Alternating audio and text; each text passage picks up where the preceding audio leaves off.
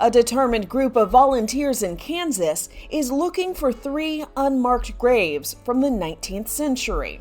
The graves are believed to be in a potter's field in the city of Lawrence.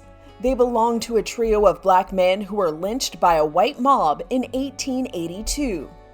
Their names were Isaac Smith, George Robertson, and Pete Vinegar. Found this in some court records. We were going to start this 2 years ago, and we didn't have this map at the time. A city clerk recently discovered a plot map that gives a better indication of where the graves might be located. Having this is so valuable. Lynchings were a means of enforcing white supremacy, suppressing the political and economic power of Black Americans, and terrorizing Black communities.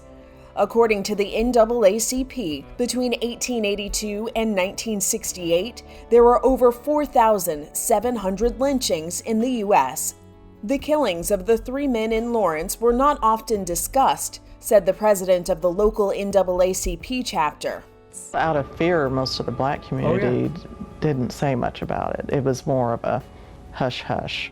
Now there's a move afoot to memorialize these men, to help the community to come to terms with its past. My hope is that I can just do something that goes directly to the community that it serves. I think it's a really big part of our history that we don't always talk about. I've always been a little bit curious about this potter's field.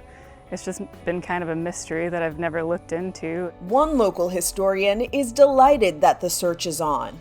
Now that it's actually physically happening, it's almost indescribable how happy I am. Though after so many years, there may not be much left to find.